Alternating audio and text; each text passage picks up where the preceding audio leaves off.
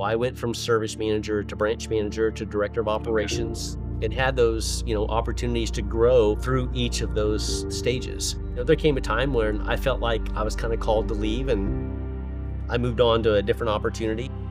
The company I spent most of my career with, when I was leading 8 managers, there was a lot of pressure in that, but there was also a lot of joy in the sense that I was helping to grow and develop other people.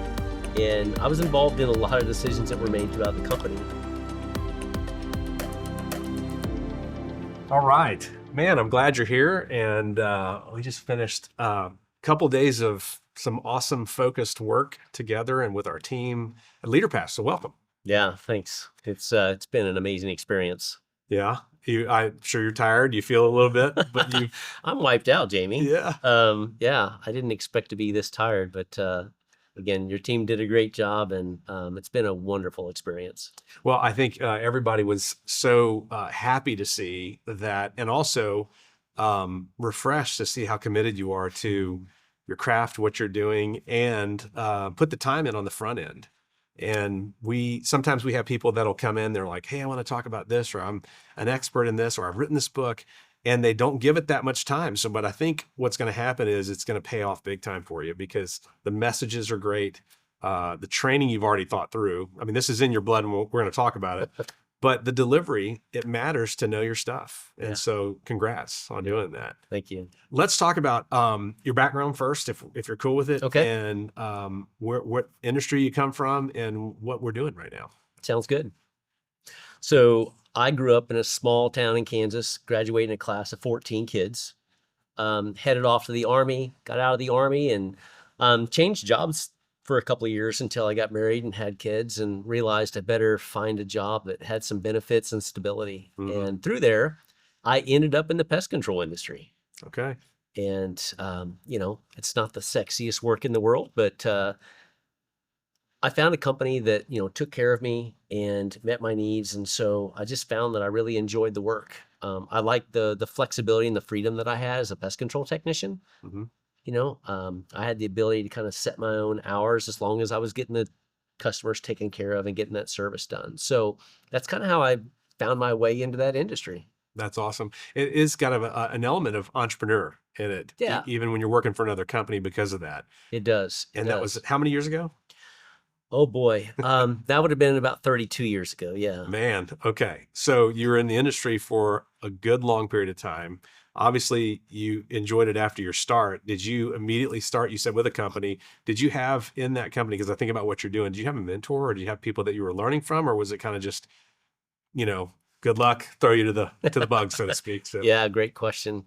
Again, I started on the front lines as a technician. I did change companies a couple of times, and I landed at a regional size company that had really great leadership. And as I had a desire to grow into management, they provided that opportunity for me. And my boss actually became really one of the best mentors I had through most of my career. Wow. He challenged me. He was there to help support me and, get me the training that I need. But he really poured into all of us as managers and just given us opportunities to grow. That's awesome. And did you, in that industry, and just tell people that are watching this that don't know it, is there several places you can move throughout a company like that? Or did you switch companies or eventually start your own as you do it? Yeah, great question. It's probably like a lot of other industries, just depends. Most of the pest control industry is really made up of small businesses. Probably 2, 3, 4-man companies out there, taking care of customers. I was fortunate enough to work in a regional size company. We had 8 offices in 6 states.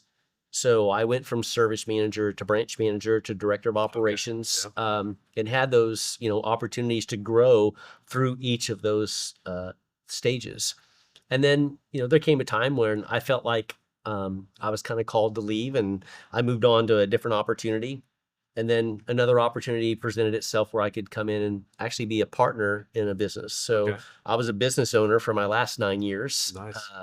In the hands-on side of the industry. And that was a great opportunity, or that was a great experience for me too. Yeah. My business partner, like me, was a man of faith. So we really connected well there. And where I was a systems and processes guy. He was really the innovation and kind of marketing side of the business. So we complemented each other really Good well. tag team. Yeah. Yeah, that's awesome. What was I guess, tell us the difference between 9 years being an owner, partner, versus working for the organizations or the larger ones that you were in. Was there a different, tax kind of, I guess, both on you personally, or was it very inspiring to do what you're doing and building a team? Like, what did you find from that? I'd say there was a lot of similarities for me. The company I spent most of my career with, when I was leading 8 managers, there was a lot of pressure in that, but there was also a lot of joy in the sense that I was helping to grow and develop other people. And I was involved in a lot of decisions that were made throughout the company. Okay.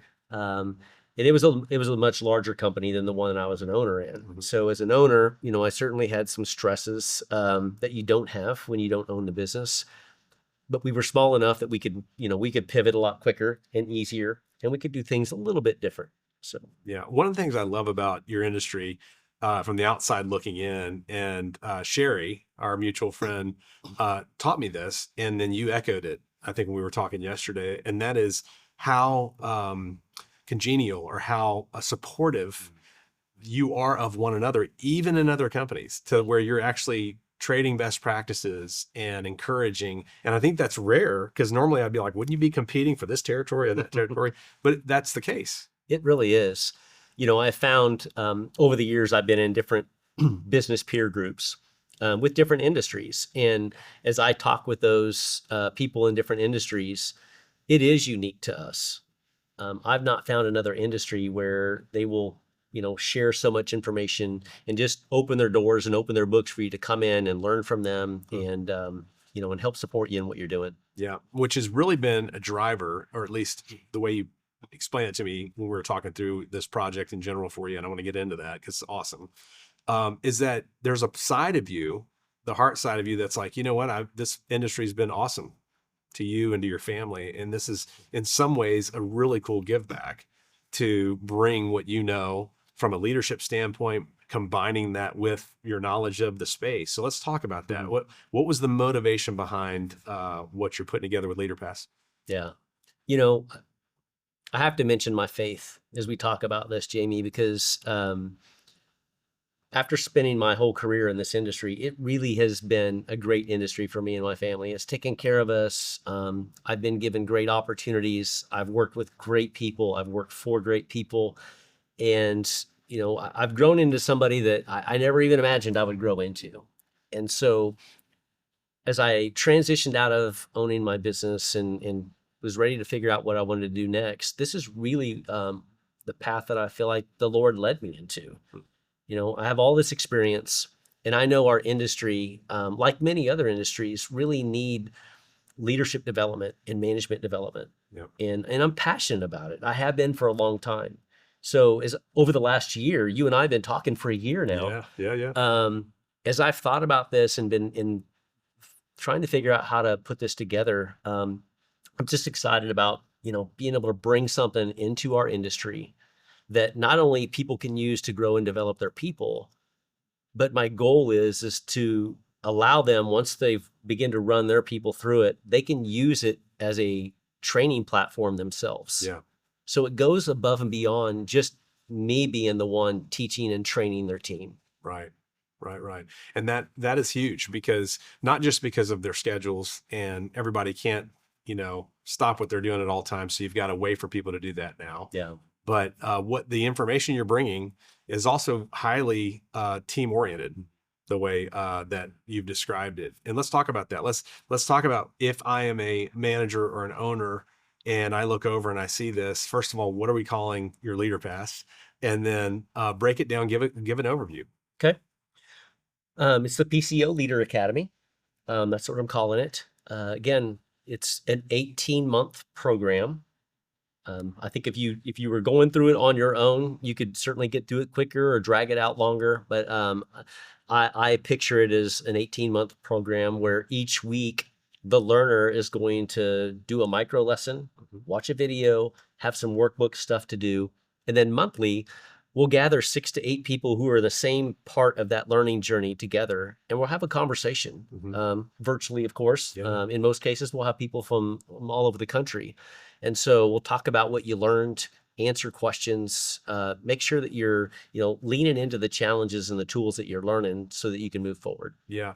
There's a side of solo learning or learning by yourself, but then we watch how people learn, and it's really with a group or a team, even if it's just 2 or 3 people. So having that kind of cohort mentality that you're describing is huge, because you can bounce legitimate scenarios off of you as the person that's kind of guiding them, or each other. Yeah. Is how you're approaching that. Yeah. So give kind of some high level discussion points, or at least bring a principle in just to this conversation to give a taste of it. And then I want to talk about how it's framed from there. Okay. Well, I think one of the biggest elements that really comes into this is about self-awareness. We spend a lot of time just talking about, as a good leader, you have to be self-aware. You've got to begin to understand yourself, how you think, how you process, how you show up.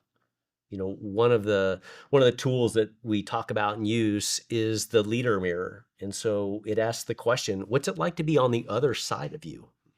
If I ask your people what kind of leader you are, what are they going to tell me?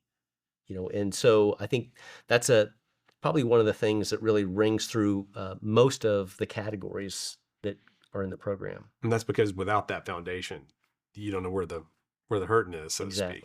Do you find that people are intuitively self-aware, or does it help to have, in your case, you as a mentor or others? Because you said, what do others think about you? Well, it's funny, I guess some people, me included, you don't know there's always there's broccoli in your teeth, let's say. Yeah.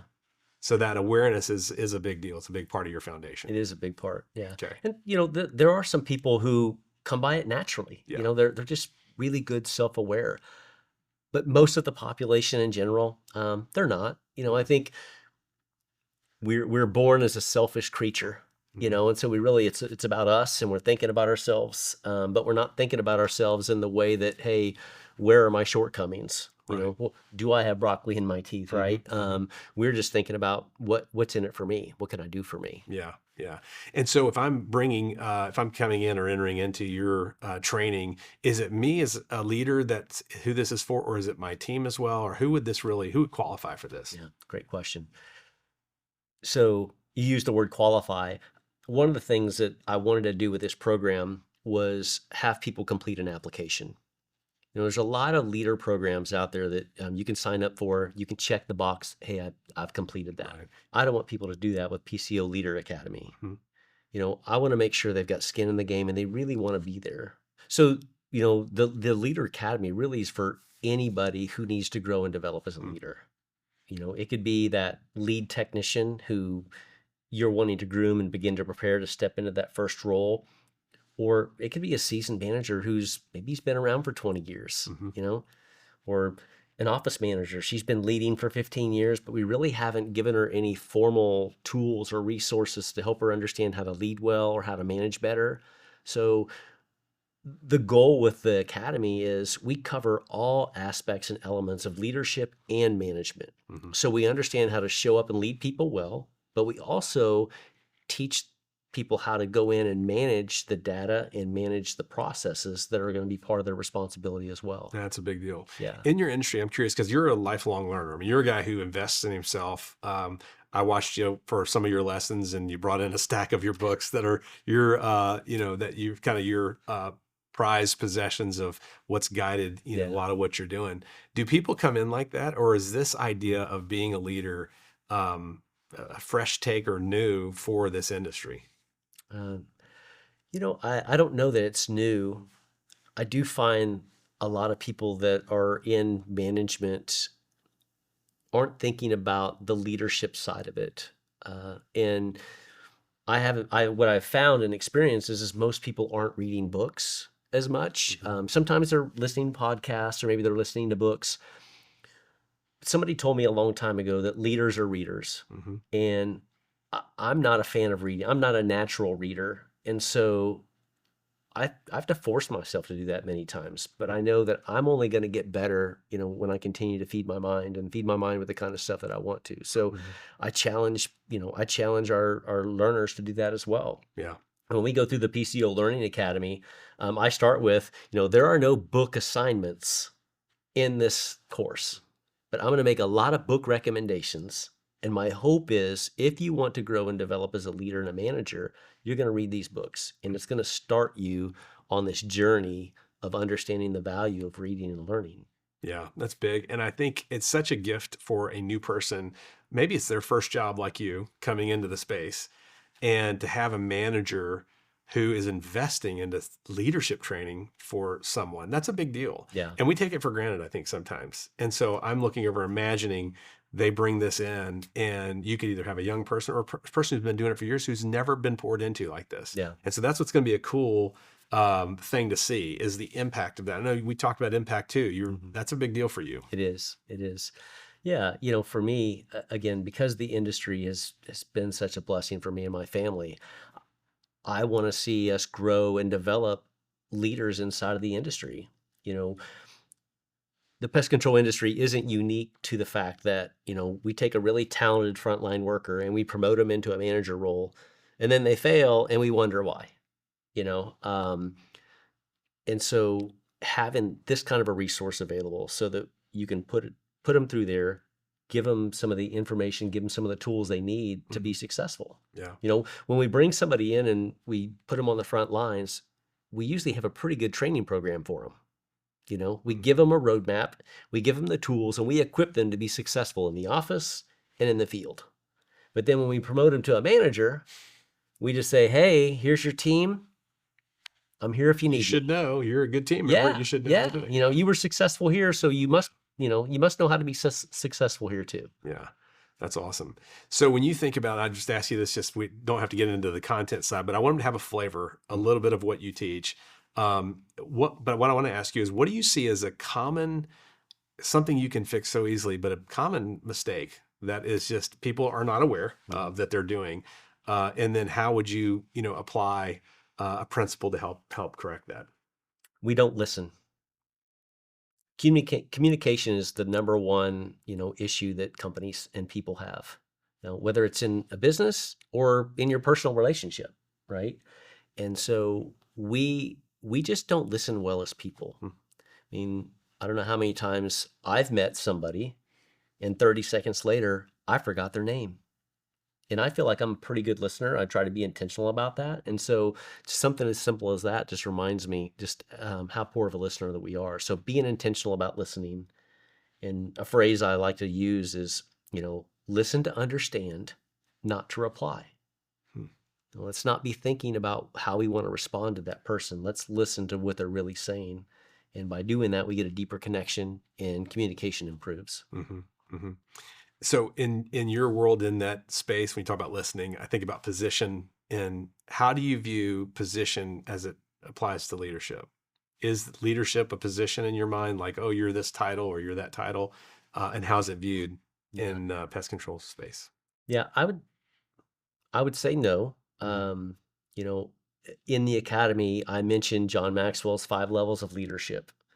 And, it really is about, I think of position as manager. You have a manager position, but not a leadership position, because you can have frontline people that are amazing leaders. They're leading their peers because they show up well, they're influencing them in a positive manner.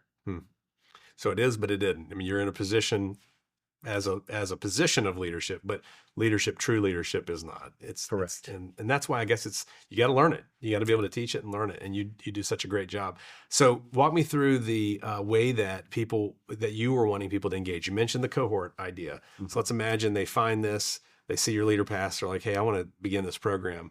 What can they expect from the start to getting going with you? So again, my goal is to get a group, groups no larger than 8. Okay. I want to make sure it's personal so everybody has an opportunity to engage. And, once they come in and start the process, each week we'll send out a reminder for their homework. They'll go through a course, they'll do their workbook stuff. Then once a month we'll come together, we'll talk through what that looks like. I also challenge them to get an accountability partner early on. Okay. Because again, when we get into the busy season, this is one of the first things that will get forgotten and Mhm. not get done. Mhm. And so when you get somebody that's you're being accountable for and say, hey, look, every week, make sure I'm doing this, check in with me, help me stay on pace. Yep. Yep. So it's important, it's an important part of the process. Mhm. And then, at the end of 18 months, you'll have completed the course, we'll give you a certificate, and you can say, hey, I've completed the Leader Academy.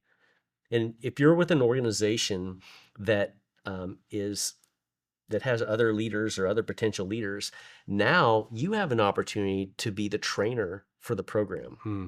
So you can access the information and you can begin to facilitate that inside of your own organization. And you can do it at your pace.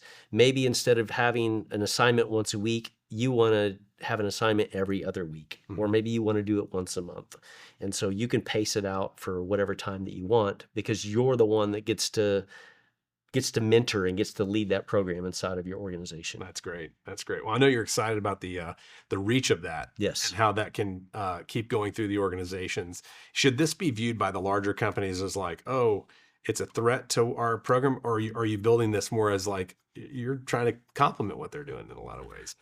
Yeah, I know of a handful of companies in our industry that have leader development programs.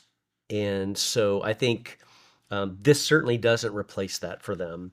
They could consider this as a complement to it, or even a different way just to support what it is that they're doing.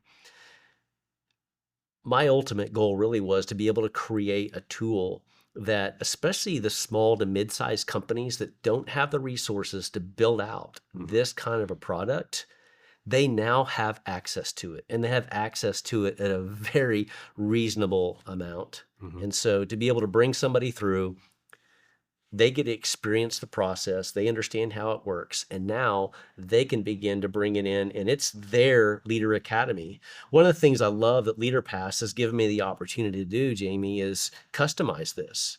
So, my medium to large size companies that want to begin to add some of their personal mission, values, culture, maybe they've got some other training for their managers that they want to see plugged in, we can take that and put it in the program. So it's part of what their Leader Academy looks like. Yeah, it makes it theirs. It does. And you're trying to include them the way, I mean, look, if this is leadership, you're not trying to etch out the leadership. You want them involved with that. Yeah, With that absolutely. program. No, that's the fun part of additions. Yeah. And so, well, man, we're excited to work with you. We've loved having you. And I also, I wanted to be able to tell people who are watching this where to go to like start the ball rolling, to look into this, maybe set up a call, a meeting, or get some email back and forth. Where would you suggest that they go to engage? That's a great question. I don't have my website up yet. I love it. I love it. How about social media? Yeah, Yes. so I haven't had a website. I'm Yeah. working on a website. It will be PCO Academy, PCOLeaderAcademy.com Okay. once it comes live. Yep. In the meantime, I'm on LinkedIn. That is really my primary place of Interaction, reference now. Yeah. Most of the industry, I'm pretty connected throughout the industry. People know how to find me. So, Kevin Lemasters, and, connect with me there, message me there, and I'm happy to answer questions or, provide some other resources if you need them. Yeah. And by the time this airs, we will be able to link to your LeaderPass for people to register or to enroll or to inquire. So that'll be ready for you. Yeah, that's And so, exciting. yeah, it's going to look great. And you did a great job. We're really proud of you. We came in, you did a blueprinting session. What was it? Maybe 3 weeks ago? Month ago, yeah. A month ago. And you got together with the team and you sat at the table and you spent the time really thinking through it. But then you went home and did your homework. Yeah. Because it matters to you. Yeah. And so we appreciate the effort you put in, but can't wait to help you release it to the world. Yeah, I'm excited. All right, man. Well, thanks for being here. Thanks for being on the show. And I'm looking forward to seeing the results of this. And we'll get back together and talk about it. All right, my man. Bye-bye. Thanks.